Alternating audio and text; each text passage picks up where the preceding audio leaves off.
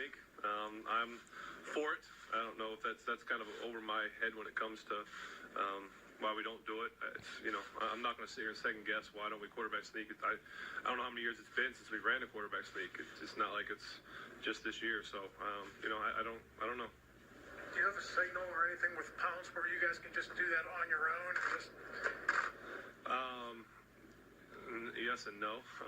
It can be risky if it's just you and Pouncey, the only two that know it, because there's obviously your guards wouldn't be going and everything else like that. So, that's just, I'm not going to sit here and second guess and say we lost that game because of those calls. And you know how precious these opportunities are. 13-3 during the regular season, an opportunity slips away today. With all this talent on this team that you've been around for the past few years, do you feel like it's underachieving in the postseason or a disappointment? Yeah, obviously, if you don't win the Super Bowl, you've underachieved, right? Because that's always our goal. It wasn't our day. It wasn't our year. I will give praise to the man upstairs, to God, not only in victory but in defeat, because what an awesome season it's been. We fall short, obviously, because we don't win at all, but it's been a lot of fun with these guys. And you've had a lot of last-minute victories this season, a lot of single-digit victories. How hard was it to throw a touchdown pass on the final play of the game and not be enough?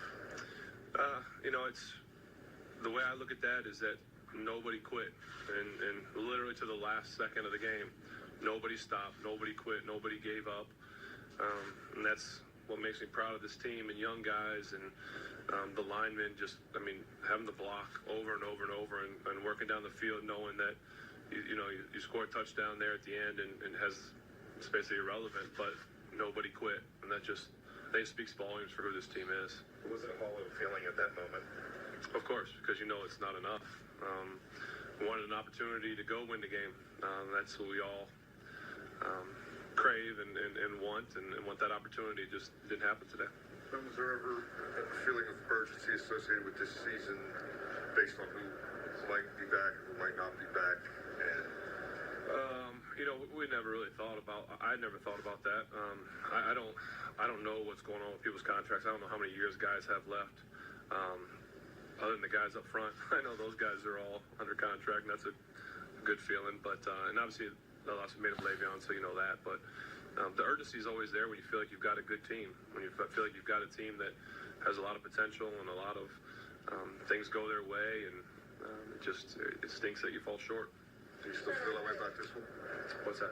This team, do you still feel this is a good team? Absolutely. Just no. And as the leader, the veteran, when your head coach makes a major decision, like let's onside kick it or let's not, do you listen in on that? Are you a part of that in any? I'm not a part of it. No.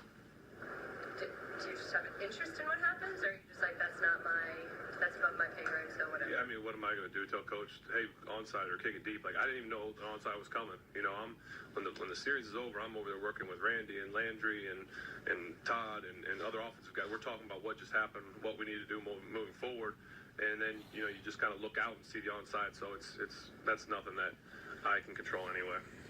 You lost an opportunity to win the game because of the. I'm sorry. Can you start over, please, sir? You feel like you didn't have an opportunity to win the game and get you down 10 instead of 7 with the onside kick there? We still had 140 something. We got to score quick, and we got down the field. It just wasn't quick enough. And there was a lot of talk about the Patriots this season and even this week before the Jaguars game. Do you feel like some of your guys maybe looked ahead or spoke out of turn? I don't think so.